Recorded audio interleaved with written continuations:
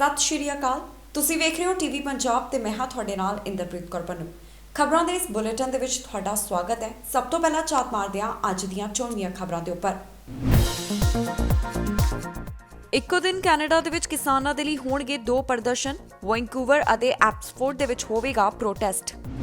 MP ਕਰ ਰਹੇ quarantine ਨਿਯਮ ਰੱਦ ਕਰਨ ਦੀ ਮੰਗ। 2 ਔਰਤਾਂ ਹੋਈਆਂ ਜਿਣਸੀ ਸ਼ੋਸ਼ਣ ਦਾ ਸ਼ਿਕਾਰ। ਗੁਰਰਤਨ ਸਿੰਘ ਨੇ ਚੁੱਕਿਆ ਨੌਦੀਪ ਦੀ ਰਿਹਾਈ ਦਾ ਮੁੱਦਾ। ਓਨਟਾਰੀਓ ਵਿਧਾਨ ਸਭਾ ਦੇ ਵਿੱਚ ਕੀਤੀ ਆਵਾਜ਼ ਬੁਲੰਦ। BC ਦੇ ਕੁਝ ਹਿੱਸਿਆਂ ਦੇ ਵਿੱਚ ਸਨੋ ਸਟਾਰਮ ਦੀ ਚੇਤਾਵਨੀ। ਕਈ ਇਲਾਕਿਆਂ ਦੇ ਵਿੱਚ ਪੈ ਸਕਦੀ ਹੈ 30 ਸੈਂਟੀਮੀਟਰ ਸਨੋ। BC ਫੈਰੀ ਦੇ ਵਿੱਚ 2 ਔਰਤਾਂ ਨੇ ਮਾਸਕ ਪਾਉਣ ਤੋਂ ਕੀਤਾ ਮਨਾ। ਪੁਲਿਸ ਨੇ ਲਗਾਇਆ ਉਲੰਘਣ ਕਰਨ ਤੇ ਦੋਹਾਂ ਨੂੰ ਜੁਰਮਾਨਾ। 28 ਫਰਵਰੀ ਨੂੰ ਕੈਨੇਡਾ ਦੇ ਵਿੱਚ 2 ਜਗ੍ਹਾ ਦੇ ਉੱਪਰ ਕਿਸਾਨਾਂ ਦੇ ਹੱਕ ਦੇ ਵਿੱਚ ਪ੍ਰੋਟੈਸਟ ਕੀਤਾ ਜਾਵੇਗਾ।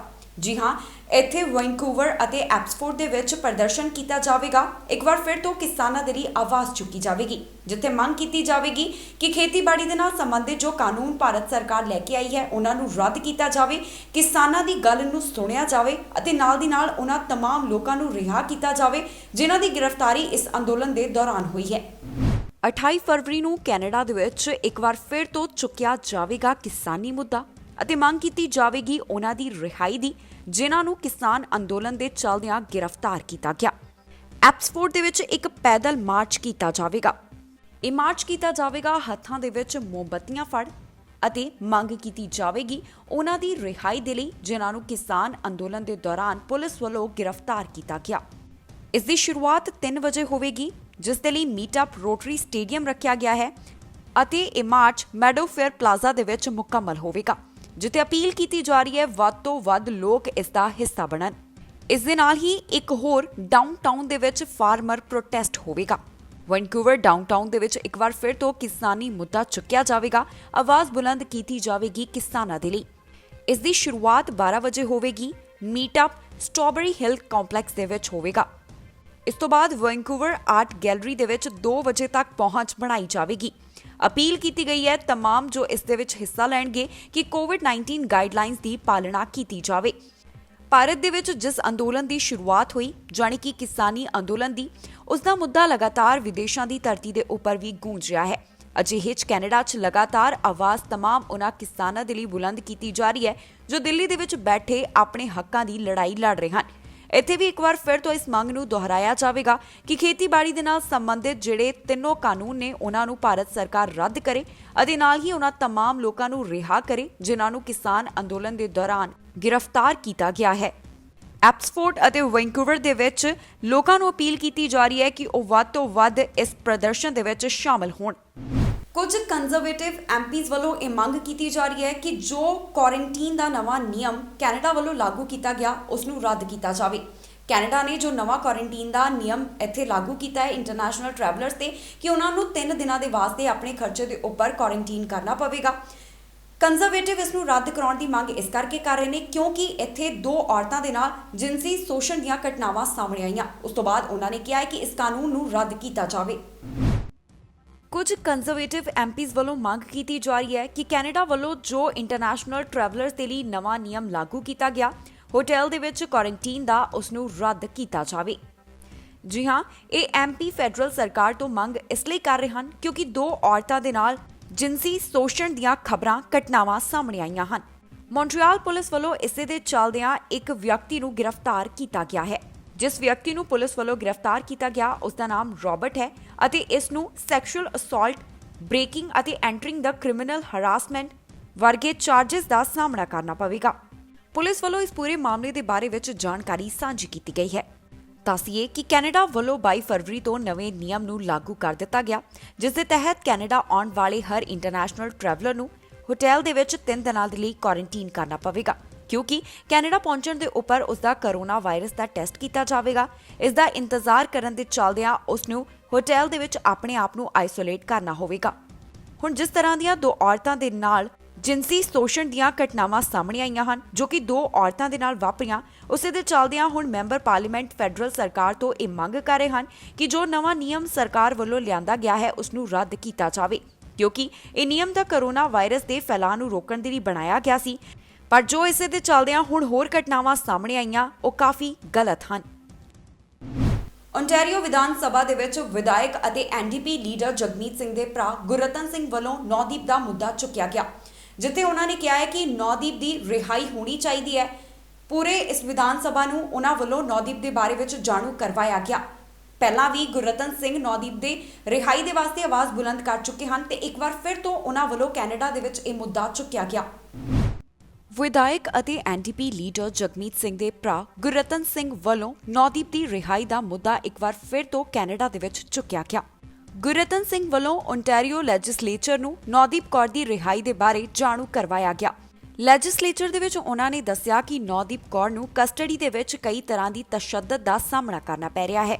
ਉਹਨਾਂ ਕਿਹਾ ਕਿ ਕੱਲ ਨੂੰ ਨੌਦੀਪ ਦੀ ਬੇਲ ਦੇ ਉੱਪਰ ਸੁਣਵਾਈ ਹੋਣ ਵਾਲੀ ਹੈ ਤੇ ਸਾਨੂੰ ਸਾਰਿਆਂ ਨੂੰ ਇਸ ਦੇ ਉੱਪਰ ਆਵਾਜ਼ ਬੁਲੰਦ ਕਰਨੀ ਚਾਹੀਦੀ ਹੈ ਤੇ ਮੰਗ ਕਰਨੀ ਚਾਹੀਦੀ ਹੈ ਉਹਦੀ ਰਿਹਾਈ ਦੀ।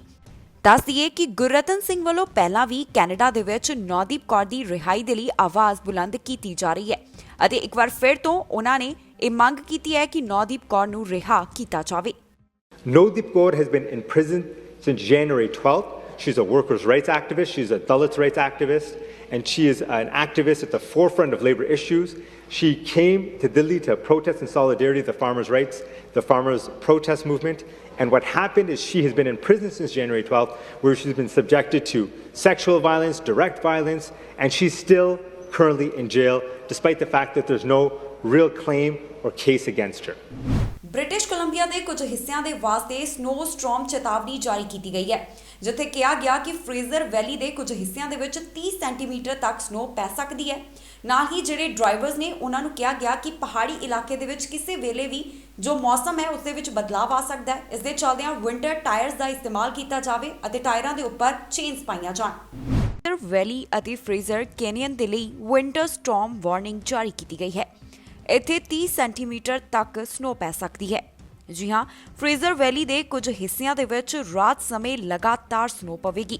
ਇਸ ਤੋਂ ਬਾਅਦ ਇੱਥੇ ਬਾਰਿਸ਼ ਪੈਣ ਦੇ ਬਾਰੇ ਵੀ ਅਪਡੇਟ ਸਾਂਝੀ ਕੀਤੀ ਗਈ ਹੈ। ਇਹ ਚੇਤਾਵਨੀ ਇਨਵਾਇਰਨਮੈਂਟ ਕੈਨੇਡਾ ਵੱਲੋਂ ਜਾਰੀ ਕੀਤੀ ਗਈ। ਇਹ ਵਾਰਨਿੰਗ ਫਰਵਰੀ 25 4:55 ਦੇ ਉੱਪਰ ਜਾਰੀ ਕੀਤੀ ਗਈ ਹੈ। ਕਿਹਾ ਗਿਆ ਹੈ ਕਿ ਕਈ ਇਲਾਕਿਆਂ ਦੇ ਵਿੱਚ ਕਾਫੀ ਜ਼ਿਆਦਾ ਸਨੋ ਪਵੇਗੀ, ਜੋ ਕਿ 30 ਸੈਂਟੀਮੀਟਰ ਤੱਕ ਪੈ ਸਕਦੀ ਹੈ। ਨਾਲ ਦੀ ਨਾਲ ਪਹਾੜੀ ਇਲਾਕਿਆਂ ਦੇ ਵਿੱਚ ਇੱਕਦਮ ਮੌਸਮ ਦੇ ਵਿੱਚ ਬਦਲਾਵ ਆ ਸਕਦਾ ਹੈ। ਇਸ ਕਰਕੇ ਡਰਾਈਵ ਕਰਨ ਵਾਲਿਆਂ ਨੂੰ ਖਾਸ ਤੌਰ ਦੇ ਉੱਪਰ ਹਦਾਇਤਾਂ ਜਾਰੀ ਕੀਤੀਆਂ ਗਈਆਂ ਹਨ। ਅਜਿਹੇ ਮੌਸਮ ਦੇ ਉੱਪਰ ਰਸਤੇ ਤੇ ਆਉਣ ਜਾਣ ਵਾਲੇ ਖਾਸ ਕਰ ਡਰਾਈਵਰਾਂ ਨੂੰ ਕਈ ਤਰ੍ਹਾਂ ਦੀਆਂ ਪਰੇਸ਼ਾਨੀਆਂ ਦਾ ਸਾਹਮਣਾ ਕਰਨਾ ਪੈ ਸਕਦਾ ਹੈ। ਅਜਿਹੇ ਦੇ ਵਿੱਚ ਉਹਨਾਂ ਨੂੰ ਕਿਹਾ ਗਿਆ ਹੈ ਕਿ ਉਹ ਕਾਫੀ ਧਿਆਨ ਦੇ ਨਾਲ ਡਰਾਈਵਿੰਗ ਕਰਨ। ਨਾਲ ਦੀ ਨਾਲ ਡਰਾਈਵਰਾਂ ਨੂੰ ਪਰੇਸ਼ਾਨੀ ਨਾ ਆਵੇ, ਇਸ ਦੇ ਲਈ ਵਿੰਟਰ ਟਾਇਰ ਦਾ ਇਸਤੇਮਾਲ ਕਰਨ ਦੇ ਲਈ ਕਿਹਾ ਗਿਆ ਹੈ ਅਤੇ ਟਰੱਕਾਂ ਦੇ ਟਾਇਰਸ ਦੇ ਉੱਪਰ ਚੇਨਸ ਪਾਉਣ ਦੇ ਲਈ ਵੀ ਕਿਹਾ ਗਿਆ ਹੈ, ਤਾਂ ਕਿ ਕਿਸੇ ਤਰ੍ਹਾਂ ਦੀ ਪਰੇਸ਼ਾਨੀ ਦਾ ਉਹਨਾਂ ਨੂੰ ਸਾਹਮਣਾ ਨਾ ਕਰਨਾ ਪਵੇ। ਕਿਉਂਕਿ ਇਨਵਾਇਰਨਮੈਂਟ ਕੈਨੇਡਾ ਨੇ ਇਹ ਚੇਤਾਵਨੀ ਜਾਰੀ ਕੀਤੀ ਹੈ ਕਿ ਇੱਕਦਮ ਪਹਾੜੀ ਇਲਾਕਿਆਂ ਦੇ ਵਿੱਚ ਮੌਸਮ ਬਦਲ ਸਕਦਾ ਹੈ ਅਤੇ ਫਰੇਜ਼ਰ ਵੈਲੀ ਦੇ ਕੁਝ ਹਿੱਸਿਆਂ ਦੇ ਵਿੱਚ ਲਗਾਤਾਰ ਭਾਰੀ ਸਨੋ ਪੈ ਸਕਦੀ ਹੈ। ਬ੍ਰਿਟਿਸ਼ ਕੋਲੰਬੀਆ ਫੈਰੀਜ਼ ਦੇ ਵਿੱਚ 2 ਔਰਤਾਂ ਨੂੰ ਜੁਰਮਾਨਾ ਪੁਲਿਸ ਵੱਲੋਂ ਲਗਾਇਆ ਗਿਆ। ਇਹ ਜੁਰਮਾਨਾ ਇਸ ਕਰਕੇ ਲਗਾਇਆ ਗਿਆ ਕਿਉਂਕਿ ਇਹਨਾਂ ਦੋਨਾਂ ਔਰਤਾਂ ਵੱਲੋਂ ਕਹਿਣ ਦੇ ਬਾਵਜੂਦ ਵੀ ਮਾਸਕ ਨਹੀਂ ਪਾਇਆ ਗਿਆ। ਮਾਸਕ ਪਾਉਣਾ ਕਰੋਨਾ ਵਾਇਰਸ ਦੇ ਚੱਲਦਿਆਂ ਇੱਥੇ ਲਾਜ਼ਮੀ ਕੀਤਾ ਗਿਆ। ਬਾਰ-ਬਾਰ ਅਧਿਕਾਰੀ ਇਹਨਾਂ ਔਰਤਾਂ ਨੂੰ ਕਹਿ ਰਹੇ ਸੀ ਕਿ ਮਾਸਕ ਨੂੰ ਪਾ ਲੈਣ, ਪਰ ਇਹ ਲਗਾਤਾਰ ਇਸ ਨੂੰ ਨਜ਼ਰ ਅੰਦਾਜ਼ ਕਰਦੀਆਂ ਰਹੀਆਂ। ਇੰਨਾ ਹੀ ਨਹੀਂ, ਇਹਨਾਂ ਅਧਿਕਾਰੀਆਂ ਦੇ ਨਾਲ ਅਬਿਊਜ਼ਿਵ ਲੈਂਗੁਏਜ ਦਾ ਵੀ ਉਹਨਾਂ ਵੱਲੋਂ ਇਸਤੇਮਾਲ ਵਰਤੋਂ ਕੀਤੀ ਗਈ ਹੈ। ਬ੍ਰਿਟਿਸ਼ ਕੋਲੰਬੀਆ ਫੈਰੀ ਪੈਸੇਂਜਰਸ ਨੂੰ ਅਰੈਸਟ ਕੀਤਾ ਗਿਆ ਹੈ। ਨਨਾਇਮੋ RCMP ਨੇ ਜਾਣਕਾਰੀ ਦਿੱਤੀ ਹੈ ਕਿ 2 ਔਰਤਾਂ ਨੂੰ $900 ਤੋਂ ਵੱਧ ਦਾ ਜੁਰਮਾਨਾ ਲਗਾਇਆ ਗਿਆ, ਜਿਨ੍ਹਾਂ ਨੇ ਬ੍ਰਿਟਿਸ਼ ਕੋਲੰਬੀਆ ਫੈਰੀ ਦੇ ਵਿੱਚ ਮਾਸਕ ਪਾਉਣ ਤੋਂ ਮਨਾ ਕਰ ਦਿੱਤਾ। ਇੰਨਾ ਹੀ ਨਹੀਂ, ਉਹਨਾਂ ਵੱਲੋਂ ਸਟਾਫ ਦੇ ਨਾਲ ਬਦਤਮੀਜ਼ੀ ਵੀ ਕੀਤੀ ਗਈ। ਦੱਸੀਏ ਕਿ ਪੈਸੇਂਜਰਸ ਦੇ ਵਾਸਤੇ ਮਾਸਕ ਪਾਉਣਾ ਲਾਜ਼ਮੀ ਕੀਤਾ ਗਿਆ ਹੈ। ਛੋਟ ਸਿਰਫ ਮੈਡੀਕਲ ਅਜ਼ੰਪਸ਼ਨ ਦੇ ਤੌਰ ਦੇ ਉੱਪਰ ਹੀ ਦਿੱਤੀ ਜਾਂਦੀ ਹੈ। ਅਗਸਤ ਮਹੀਨੇ ਤੋਂ ਹੀ ਮਾਸਕ ਨੂੰ ਪਹਿਨਣਾ ਇੱਥੇ ਲਾਜ਼ਮੀ ਕੀਤਾ ਗਿਆ ਹੈ। ਮਾਊਂਟੇਜ਼ ਵੱਲੋਂ ਜੋ ਜਾਣਕਾਰੀ ਸਾਂਝੀ ਕੀਤੀ ਗਈ, ਉਹਨਾਂ ਨੇ ਕਿਹਾ ਕਿ ਉਹਨਾਂ ਨੂੰ ਡਿਪਾਰਚਰ ਵੇ ਫੈਰੀ ਦੇ ਟਰਮੀਨਲ ਦੇ ਉੱਪਰ ਬੁਲਾਇਆ ਗਿਆ ਸੀ, ਜਿੱਥੇ BC ਫੈਰੀ ਸਟਾਫ ਵੱਲੋਂ ਇਸ ਘਟਨਾ ਦੇ ਬਾਰੇ ਵਿੱਚ ਉਹਨਾਂ ਦੇ ਨਾਲ ਜਾਣਕਾਰੀ ਸਾਂਝੀ ਕੀਤੀ ਗਈ ਸੀ। ਪੁਲਿਸ ਵੱਲੋਂ ਦਿੱਤੀ ਗਈ ਜਾਣਕਾਰੀ ਦੇ ਮੁਤਾਬਕ ਇਹਨਾਂ ਔਰਤਾਂ ਦੀ ਉਮਰ 19 ਅਤੇ 43 ਸਾਲ ਸੀ। ਇਹ ਫੇਰੀ ਦੇ ਹਾਰਸ-ਸ਼ੂ ਬੇ ਦੇ ਵਿੱਚ ਦਾਖਲ ਹੋਈਆਂ, ਪਰ ਇਹਨਾਂ ਵੱਲੋਂ ਡਾਇਰੈਕਸ਼ਨਸ ਨੂੰ ਨਜ਼ਰ ਅੰਦਾਜ਼ ਕੀਤਾ ਗਿਆ, ਜੋ ਸਟਾਫ ਵੱਲੋਂ ਲਗਾਤਾਰ ਮਾਸਕ ਪਾਉਣ ਦੇ ਲਈ ਕਹੀਆਂ ਜਾ ਰਹੀਆਂ ਸਨ। ਇਹਨਾਂ ਔਰਤਾਂ ਦੇ ਕੋਲ ਰੀਯੂਜ਼ੇਬਲ ਮਾਸਕ ਸਨ, ਪਰ ਇਹਨਾਂ ਨੇ ਇਹਨਾਂ ਨੂੰ ਪਹਿਨਣ ਤੋਂ ਮਨਾ ਕਰ ਦਿੱਤਾ। EMPLOYEES ਜੋ ਲਗਾਤਾਰ ਮਾਸਕ ਪਾਉਣ ਦੇ ਲਈ ਇਹਨਾਂ ਨੂੰ ਕਹਿ ਰਹੇ ਸਨ, ਇਹਨਾਂ ਨੂੰ ਨਜ਼ਰ ਅੰਦਾਜ਼ ਕਰਦੀਆਂ ਹੋਈਆਂ ਇਹ ਔਰਤਾਂ ਨਜ਼ਰ ਆਈਆਂ। ਇੰਨਾ ਹੀ ਨਹੀਂ, ਇਸ ਮੌਕੇ ਤੇ ਉਹ ਚਿল্ਲਾਉਂਦੀਆਂ ਅਤੇ ਗਲਤ ਵਿਵਹਾਰ ਸਟਾਫ ਨਾਲ ਕਰਦੀਆਂ ਵੀ ਦਿਖਾਈ ਦਿੱਤੀਆਂ। ਗੈਰੀ ਓਬਰਨ ਵੱਲੋਂ ਮੀਡੀਆ ਰਿਲੀਜ਼ ਦੇ ਵਿੱਚ ਇਸ ਦੇ ਬਾਰੇ ਸਾਰੀ ਜਾਣਕਾਰੀ ਸਪਸ਼ਟ ਕੀਤੀ ਗਈ ਹੈ। ਉਹਨਾਂ ਦੱਸਿਆ ਕਿ ਨਨਾਇਮੋ ਟਰਮੀਨਲ ਦੇ ਉੱਪਰ ਇਹਨਾਂ ਨੂੰ ਅਰੈਸਟ ਕੀਤਾ ਗਿਆ। ਇਹਨਾਂ ਔਰਤਾਂ ਵੱਲੋਂ ਆਫੀਸਰ ਨੂੰ ਮਾਰਨ ਦੀ ਵੀ ਧਮਕੀ ਦਿੱਤੀ ਗਈ ਅਤੇ ਦੂਸਰੀ ਔਰਤ ਨੇ ਕਿਹਾ ਕਿ ਉਹ ਗਲਤ ਤਰੀਕੇ ਦੇ ਨਾਲ ਅਰੈਸਟ ਕਰਨ ਦੇ ਚੱਲਦਿਆਂ ਉਹਨਾਂ ਦੇ ਉੱਪਰ ਕੇਸ ਕਰ ਦੇਵੇਗੀ, ਜਿਸ ਦੇ ਨਾਲ ਉਹ ਆਪਣੀ ਪੈਨਸ਼ਨ ਤੋਂ ਹੱਥ ਤੋਂ ਬੈਠਣਗੇ। ਇਹਨਾਂ ਔਰਤਾਂ ਨੂੰ ਨਨਾਇਮੋ ਡਿਟੈਚਮੈਂਟ ਦੇ ਵਿੱਚ ਲੈ ਕੇ ਜਾਇਆ ਗਿਆ। ਇਹਨਾਂ ਨੂੰ $230 ਦਾ ਫਾਈਨ ਲਗਾਇਆ ਗਿਆ। ਇਹ ਜੁਰਮਾਨਾ ਮਾਸਕ ਨਾ ਪਾਉਣ ਦੇ ਉੱਪਰ ਅਤੇ ਐਬਿਊਜ਼ਿਵ ਲੈਂਗੁਏਜ ਵਰਤਣ ਦੇ ਕਰਕੇ ਲਗਾਇਆ ਗਿਆ।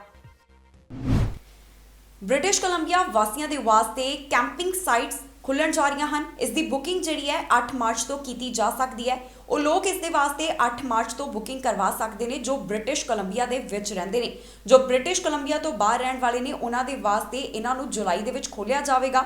ਨਾਲ ਹੀ ਇਹ ਜਾਣਕਾਰੀ ਵੀ ਦਿੱਤੀ ਗਈ ਹੈ ਕਿ 2 ਮਹੀਨੇ ਪਹਿਲਾਂ ਐਡਵਾਂਸ ਦੇ ਵਿੱਚ ਇੱਥੇ ਬੁਕਿੰਗ ਕਰਵਾਉਣੀ ਪਵੇਗੀ। ਬ੍ਰਿਟਿਸ਼ ਕੋਲੰਬੀਆ ਵਾਸੀ ਹੁਣ ਪ੍ਰੋਵਿੰਸ਼ੀਅਲ ਕੈਂਪਿੰਗ ਸਾਈਟਸ ਨੂੰ ਬੁੱਕ ਕਰ ਸਕਦੇ ਹਨ। ਜੀ ਹਾਂ, ਇਸ ਦੀ ਸ਼ੁਰੂਆਤ ਮਾਰਚ 8 ਤੋਂ ਹੋਵੇਗੀ। ਡਿਸਕਵਰ ਕੈਂਪਿੰਗ ਰਿਜ਼ਰਵੇਸ਼ਨ ਸਰਵਿਸ ਵੱਲੋਂ ਬ੍ਰਿਟਿਸ਼ ਕੋਲੰਬੀਆ ਵਾਸੀਆਂ ਨੂੰ ਮੌਕਾ ਦਿੱਤਾ ਜਾ ਰਿਹਾ ਹੈ ਕਿ ਉਹ ਸਪੌਟਸ ਨੂੰ ਬੁੱਕ ਕਰ ਸਕਣ। ਇਸ ਦੀ ਬੁਕਿੰਗ 2 ਮਹੀਨੇ ਪਹਿਲਾਂ ਕਰਨੀ ਹੋਵੇਗੀ। ਦੱਸ ਦਈਏ ਕਿ ਨਾਨ ਬ੍ਰਿਟਿਸ਼ ਕੋਲੰਬੀਆ ਰੈਜ਼ੀਡੈਂਟਸ ਨੂੰ, ਜਾਣੀ ਕਿ ਜਿਹੜੇ ਬ੍ਰਿਟਿਸ਼ ਕੋਲੰਬੀਆ ਤੋਂ ਬਾਹਰ ਬਾਕੀ ਇਲਾਕਿਆਂ ਦੇ ਵਿੱਚ ਰਹਿੰਦੇ ਨੇ, ਉਹਨਾਂ ਨੂੰ ਬੁਕਿੰਗ ਦੇ ਵਾਸਤੇ ਇੰਤਜ਼ਾਰ ਕਰਨਾ ਪਵੇਗਾ ਕਿਉਂਕਿ ਉਹਨਾਂ ਦੇ ਵਾਸਤੇ ਬੁਕਿੰਗ ਦੀ ਸ਼ੁਰੂਆਤ ਜੁਲਾਈ 8 ਤੋਂ ਹੋਵੇਗੀ। ਕੋਵਿਡ-19 ਦੇ ਕਰਕੇ ਇੱਥੇ ਜ਼ਿਆਦਾ ਲੋਕਾਂ ਨੂੰ ਇੱਕਦਮ ਆਉਣ ਦੀ ਇਜਾਜ਼ਤ ਨਹੀਂ ਦਿੱਤੀ ਜਾਵੇਗੀ ਕਿਉਂਕਿ ਕੋਰੋਨਾ ਵਾਇਰਸ ਦੇ ਨਿਯਮਾਂ ਦਾ ਵੀ ਪਾਲਣ ਕਰਨਾ ਪਵੇਗਾ। ਇਸ ਮੌਕੇ ਦੇ ਉੱਪਰ minister of environment and climate change strategy ਵੱਲੋਂ ਇਹ ਕਿਹਾ ਗਿਆ ਕਿ ਸਾਡੀ ਪ੍ਰੋਵਿੰਸ਼ੀਅਲ ਪਾਰਕ ਕਦੇ ਵੀ ਇੰਨੀ ਇੰਪੋਰਟੈਂਟ ਨਹੀਂ ਸੀ ਜਿੰਨੀ ਇਸ ਸਮੇਂ ਹੈ। ਇਸ ਦੇ ਨਾਲ ਲੋਕਾਂ ਦੀ ਮੈਂਟਲ ਹੈਲਥ ਨੂੰ ਹੋਰ ਸੁਧਾਰਨ ਦੇ ਵਿੱਚ ਮਦਦ ਮਿਲੇਗੀ। ਕੋਰੋਨਾ ਵਾਇਰਸ ਦੇ ਕਰਕੇ ਕਈ ਤਰ੍ਹਾਂ ਦੇ ਪ੍ਰਭਾਵ ਪਏ ਨੇ ਮੈਂਟਲ ਹੈਲਥ ਦੇ ਉੱਪਰ। ਇਸ ਦੇ ਨਾਲ ਜਦੋਂ ਪਾਰਕ ਦੇ ਵਿੱਚ ਲੋਕ ਆਉਣਗੇ ਤਾਂ ਉਹਨਾਂ ਨੂੰ ਕਾਫੀ ਜ਼ਿਆਦਾ ਸਹਾਰਾ ਮਿਲੇਗਾ। ਇੱਥੇ ਕਿੰਨੇ ਲੋਕਾਂ ਦਾ ਇਕੱਠ ਹੋ ਸਕਦਾ ਹੈ, ਇਸ ਦੇ ਬਾਰੇ ਜਾਣਕਾਰੀ ਦਿੰਦਿਆਂ ਇਹ ਗੱਲ ਕਹੀ ਗਈ ਹੈ ਕਿ ਆਉਣ ਵਾਲੇ ਸਮੇਂ 'ਚ, ਜਾਣੀ ਕਿ ਜਦੋਂ ਤੋਂ ਕੈਂਪਿੰਗ ਰਿਜ਼ਰਵੇਸ਼ਨ ਦੀ ਸ਼ੁਰੂਆਤ ਹੋਵੇਗੀ, ਉਦੋਂ ਗੈਦਰਿੰਗ ਦੇ ਬਾਰੇ ਵਿੱਚ ਗਾਈਡਲਾਈਨਸ ਬਦਲੀਆਂ ਜਾ ਸਕਦੀਆਂ ਨੇ ਕਿਉਂਕਿ ਇਹ ਉਸ ਦੇ ਉੱਪਰ ਜੋ ਤਾਜ਼ਾ ਨਿਯਮ ਹੋਣਗੇ ਨਿਰਭਰ ਕਰੇਗਾ। ਕੋਰੋਨਾ ਵਾਇਰਸ ਦੇ ਕਰਕੇ ਇੱਥੇ 2020 ਦੇ ਵਿੱਚ ਕੈਂਪ ਸਾਈਟਸ ਨੂੰ ਬੰਦ ਕਰ ਦਿੱਤਾ ਗਿਆ ਸੀ। ਜੋ ਪਾਬੰਦੀਆਂ ਸਰਕਾਰ ਵੱਲੋਂ ਲਗਾਈਆਂ ਗਈਆਂ ਸੀ ਉਸ ਦੇ ਚੱਲਦਿਆਂ ਇਸ ਵਾਸਤੇ, ਜਾਣੀ ਕਿ ਪ੍ਰੋਵਿੰਸ਼ੀਅਲ ਪਾਰਕ ਸਾਈਟਸ ਦੇ ਲਈ ਬੁਕਿੰਗ ਬੰਦ ਕਰ ਦਿੱਤੀ ਗਈ ਸੀ।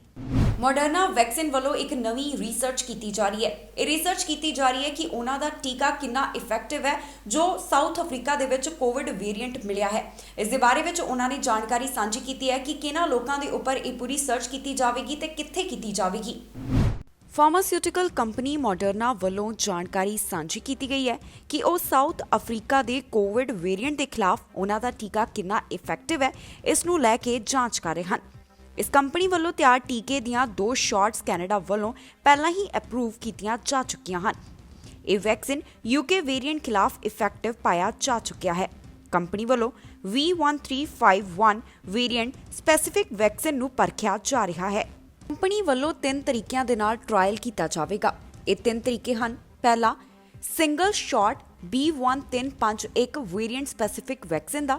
ਦੂਸਰਾ, ਕੰਬਾਈਨ ਕੀਤਾ ਜਾਵੇਗਾ ਓਰੀਜਨਲ ਵੈਕਸੀਨ ਦੇ ਨਾਲ ਇਸ ਨੂੰ, ਜਾਣੀ ਕਿ B1351 ਵੇਰੀਐਂਟ ਸਪੈਸੀਫਿਕ ਬੂਸਟਰ ਨੂੰ ਓਰੀਜਨਲ ਵੈਕਸੀਨ ਦੇ ਨਾਲ ਕੰਬਾਈਨ ਕਰਕੇ ਟ੍ਰਾਇਲ ਕੀਤਾ ਜਾਵੇਗਾ। ਉਸ ਤੋਂ ਬਾਅਦ ਓਰੀਜਨਲ ਵੈਕਸੀਨ ਨੂੰ 2 ਡੋਜ਼ ਓਰੀਜਨਲ ਵਰਜ਼ਨ ਦੇ ਨਾਲ ਮਿਕਸ ਕਰਕੇ ਕੰਬਾਈਨ ਕਰਕੇ ਟ੍ਰਾਇਲ ਕੀਤਾ ਜਾਵੇਗਾ। ਇਸ ਟ੍ਰਾਇਲ ਨੂੰ US ਦੇ ਨੈਸ਼ਨਲ ਇੰਸਟੀਚਿਊਟ ਆਫ ਹੈਲਥ ਦੇ ਵਿੱਚ ਕੀਤਾ ਜਾ ਰਿਹਾ ਹੈ। ਦੱਸੀਏ ਕਿ ਪ੍ਰਧਾਨ ਮੰਤਰੀ ਜਸਟਿਨ ਟਰੂਡੋ ਵੱਲੋਂ ਹਾਲ ਹੀ ਦੇ ਵਿੱਚ ਅਪਡੇਟ ਸਾਂਝੀ ਕੀਤੀ ਗਈ ਹੈ ਕਿ ਮਾਰਚ ਆਖਿਰ ਤੱਕ ਮੋਡਰਨਾ ਕੈਨੇਡਾ ਨੂੰ 2 ਮਿਲੀਅਨ ਡੋਜ਼ ਭੇਜੇਗਾ। ਮਾਰਚ 8 ਦੇ ਹਫ਼ਤੇ 4,60,000 ਡੋਜ਼ ਕੈਨੇਡਾ ਨੂੰ ਮਿਲਣਗੀਆਂ ਅਤੇ ਮਾਰਚ 22 ਦੇ ਸ਼ੁਰੂ ਦੇ ਵਿੱਚ 8,40,000 ਡੋਜ਼ਸ ਕੈਨੇਡਾ ਨੂੰ ਪਹੁੰਚਾਈਆਂ ਜਾਣਗੀਆਂ। ਜੋ ਬਾਈਡਨ ਵੱਲੋਂ ਅਮਰੀਕਾ ਦੇ ਰਾਸ਼ਟਰਪਤੀ ਦੇ ਤੌਰ ਦੇ ਉੱਪਰ ਅਹੁਦਾ ਸੰਭਾਲਣ ਤੋਂ ਬਾਅਦ ਟਰੰਪ ਪ੍ਰਸ਼ਾਸਨ ਦੇ ਕਈ ਫੈਸਲਿਆਂ ਦੇ ਵਿੱਚ ਬਦਲਾਅ ਕੀਤਾ ਗਿਆ। ਟਰੰਪ ਵੱਲੋਂ ਕੋਰੋਨਾ ਵਾਇਰਸ ਦਾ ਹਵਾਲਾ ਦੇ ਕੇ ਗ੍ਰੀਨ ਕਾਰਡ ਦੇ ਉੱਪਰ ਰੋਕ ਲਗਾਈ ਗਈ ਸੀ ਅਤੇ ਇਸ ਨੂੰ ਬਾਅਦ ਦੇ ਵਿੱਚ 31 ਮਾਰਚ ਤੱਕ ਵਧਾਇਆ ਗਿਆ ਸੀ। ਪਰ ਹੁਣ ਜੋ ਬਾਈਡਨ ਵੱਲੋਂ ਇਸ ਦੇ ਉੱਪਰ ਫੈਸਲਾ ਲਿਆ ਗਿਆ, ਜਾਣੀ ਕਿ ਟਰੰਪ ਪ੍ਰਸ਼ਾਸਨ ਦਾ ਜੋ ਪੁਰਾਣਾ ਫੈਸਲਾ ਉਸ ਨੂੰ ਬਦਲਿਆ ਗਿਆ। ਜੋ ਗ੍ਰੀਨ ਕਾਰਡ ਦੇ ਉੱਪਰ ਰੋਕ ਲੱਗੀ ਸੀ ਉਸ ਨੂੰ ਹਟਾ ਦਿੱਤਾ ਗਿਆ।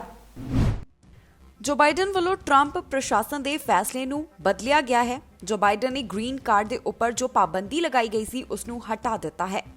ਜੋ ਬਾਈਡਨ ਵੱਲੋਂ ਅਮਰੀਕਾ ਦੇ ਰਾਸ਼ਟਰਪਤੀ ਦੇ ਤੌਰ ਦੇ ਉੱਪਰ ਅਹੁਦਾ ਸੰਭਾਲਣ ਤੋਂ ਬਾਅਦ ਡੋਨਾਲਡ ਟਰੰਪ ਦੇ ਕਈ ਫੈਸਲਿਆਂ ਦੇ ਵਿੱਚ ਬਦਲਾਅ ਕੀਤਾ ਗਿਆ। ਟਰੰਪ ਵੱਲੋਂ ਪੈਂਡੈਮਿਕ ਦੇ ਦੌਰਾਨ ਗ੍ਰੀਨ ਕਾਰਡ ਜਾਰੀ ਕਰਨ ਦੇ ਉੱਪਰ ਜੋ ਰੋਕ ਲਗਾਈ ਗਈ ਸੀ ਉਸ ਨੂੰ ਜੋ ਬਾਈਡਨ ਵੱਲੋਂ ਹਟਾ ਦਿੱਤਾ ਗਿਆ। ਇਸ ਬਾਰੇ ਵਿੱਚ ਐਡਵੋਕੇਟਸ ਦਾ ਕਹਿਣਾ ਹੈ ਕਿ ਅਮਰੀਕਾ ਦੇ ਵਿੱਚ ਇਹ ਜਾਇਜ਼ ਇਮੀਗ੍ਰੇਸ਼ਨ ਰੋਕ ਨਹੀਂ ਹੈ।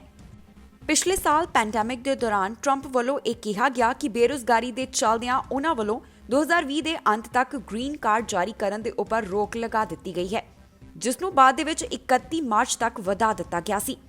ਜੋ ਬਾਈਡਨ ਵੱਲੋਂ ਇਸ ਨੂੰ ਗਲਤ ਦੱਸਿਆ ਗਿਆ ਤੇ ਲੱਗੀ ਹੋਈ ਪਾਬੰਦੀ ਨੂੰ ਉਹਨਾਂ ਵੱਲੋਂ ਹਟਾ ਦਿੱਤਾ ਗਿਆ।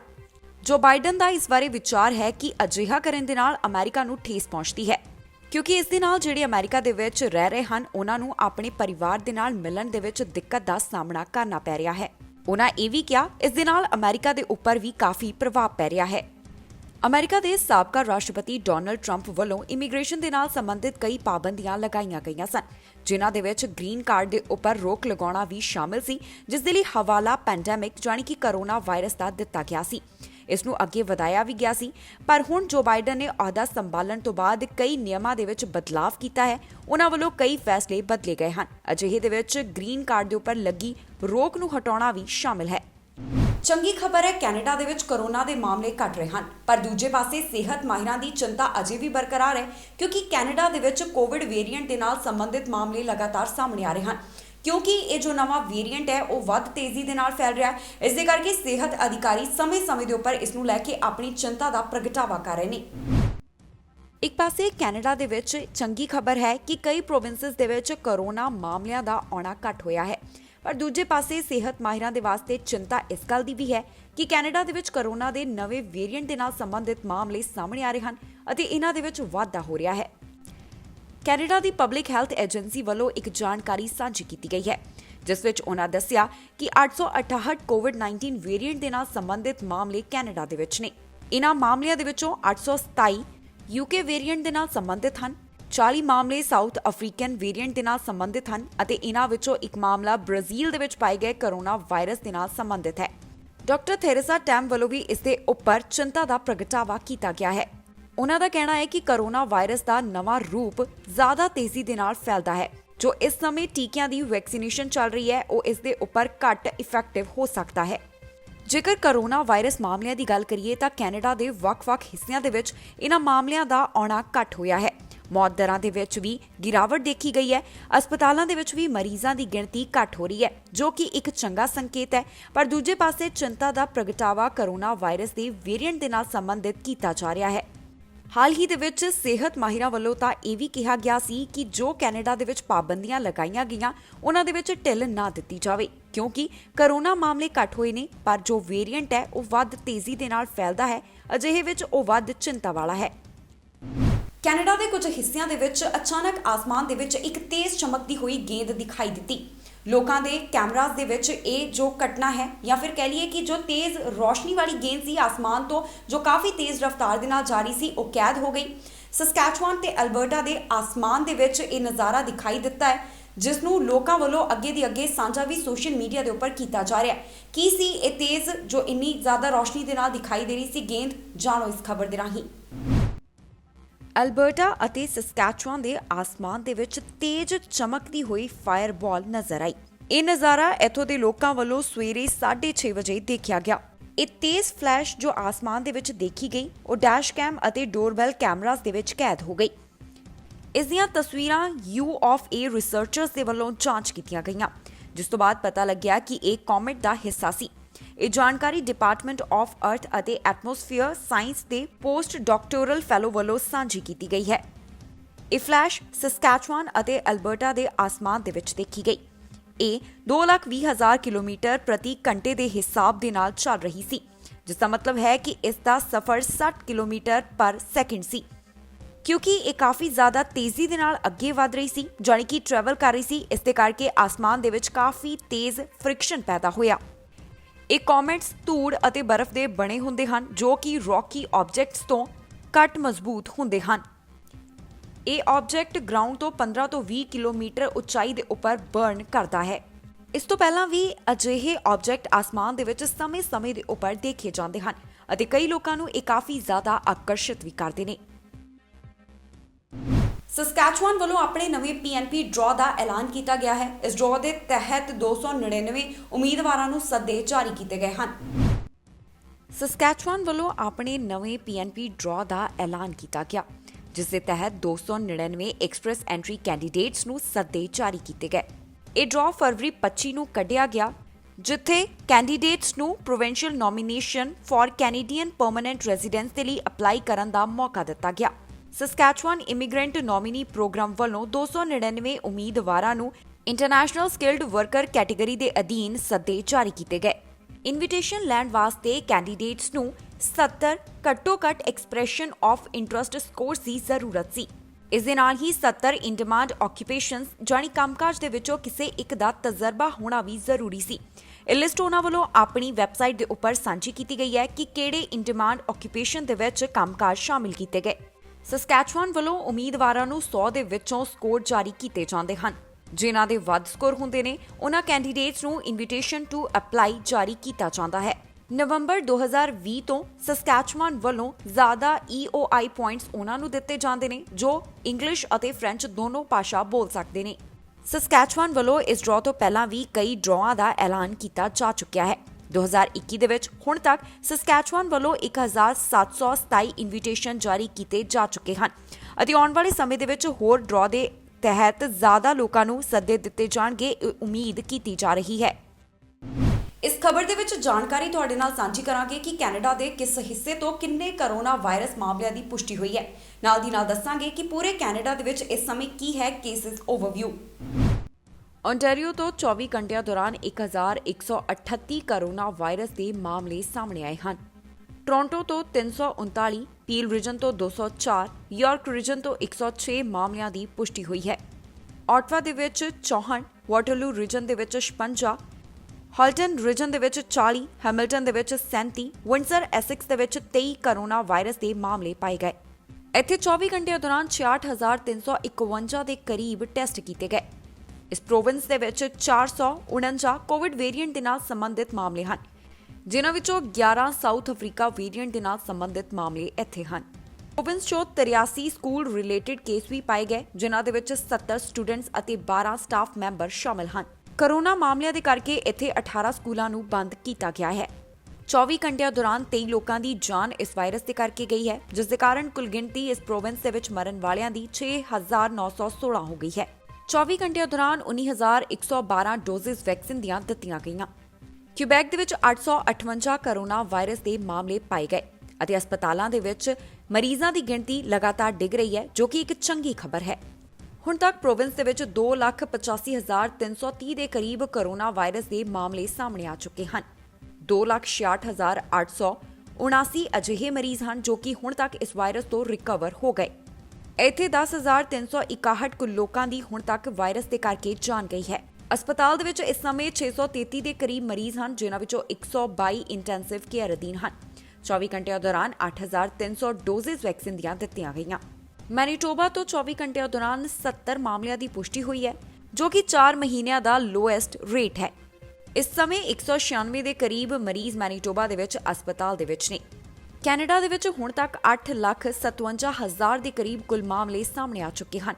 21,846 ਦੇ ਕਰੀਬ ਲੋਕਾਂ ਦੀ ਇਸ ਵਾਇਰਸ ਦੇ ਕਰਕੇ ਜਾਨ ਜਾ ਚੁੱਕੀ ਹੈ। 8,05,000 ਉਹ ਮਰੀਜ਼ ਹਨ ਜਿਨ੍ਹਾਂ ਨੇ ਕਰੋਨਾ ਵਾਇਰਸ ਨੂੰ ਮਾਤ ਦਿੱਤੀ। ਇਸ ਦੇ ਨਾਲ ਹੀ ਜਾਂਦੇ ਇੱਕ ਵਾਰ ਫਿਰ ਤੋਂ ਝਾਤ ਮਾਰਦੇ ਹਾਂ ਅੱਜ ਦੀਆਂ ਚੋਣਵੀਆਂ ਖਬਰਾਂ ਦੇ ਉੱਪਰ। ਇੱਕੋ ਦਿਨ ਕੈਨੇਡਾ ਦੇ ਵਿੱਚ ਕਿਸਾਨਾਂ ਦੇ ਲਈ ਹੋਣਗੇ 2 ਪ੍ਰਦਰਸ਼ਨ। ਵੈਂਕੂਵਰ ਅਤੇ ਐਬਸਫੋਰਡ ਦੇ ਵਿੱਚ ਹੋਵੇਗਾ ਪ੍ਰੋਟੈਸਟ। MP ਕਰ ਰਹੇ ਕੁਆਰੰਟੀਨ ਨਿਯਮ ਰੱਦ ਕਰਨ ਦੀ ਮੰਗ। 2 ਔਰਤਾਂ ਹੋਈਆਂ ਜਿਣਸੀ ਸ਼ੋਸ਼ਣ ਦਾ ਸ਼ਿਕਾਰ। ਗੁਰਰਤਨ ਸਿੰਘ ਨੇ ਚੁੱਕਿਆ ਨੌਦੀਪ ਦੀ ਰਿਹਾਈ ਦਾ ਮੁੱਦਾ। ਓਨਟਾਰੀਓ ਵਿਧਾਨ ਸਭਾ ਦੇ ਵਿੱਚ ਕੀਤੀ ਆਵਾਜ਼ ਬੁਲੰਦ। BC ਦੇ ਕੁਝ ਹਿੱਸਿਆਂ ਦੇ ਵਿੱਚ ਸਨੋ ਸਟਾਰਮ ਦੀ ਚੇਤਾਵਨੀ। ਕਈ ਇਲਾਕਿਆਂ ਦੇ ਵਿੱਚ ਪੈ ਸਕਦੀ ਹੈ 30 ਸੈਂਟੀਮੀਟਰ ਸਨੋ। BC ਫੈਰੀ ਦੇ ਵਿੱਚ 2 ਔਰਤਾਂ ਨੇ ਮਾਸਕ ਪਾਉਣ ਤੋਂ ਕੀਤਾ ਮਨਾ। ਪੁਲਿਸ ਨੇ ਲਗਾਇਆ ਉਲੰਘਣ ਕਰਨ ਤੇ ਦੋਹਾਂ ਨੂੰ ਜੁਰਮਾਨਾ। ਖਬਰਾਂ ਦੇ ਇਸ ਬੁਲੇਟਿਨ ਦੇ ਵਿੱਚ ਇੰਨਾ ਹੀ। ਨਵੀਆਂ ਤੇ ਤਾਜ਼ੀਆਂ ਖਬਰਾਂ ਲੈ ਕੇ ਫਿਰ ਤੋਂ ਹਾਜ਼ਰ ਹੋਵਾਂਗੇ। ਫਿਲਹਾਲ ਮੈਨੂੰ ਇੰਦਰਪ੍ਰੀਤ ਕੌਰ ਪੰਨੂ ਨੂੰ ਦਿਓ ਇਜਾਜ਼ਤ ਤੇ ਤੁਸੀਂ ਵੇਖਦੇ ਰਹੋ TV ਪੰਜਾਬ।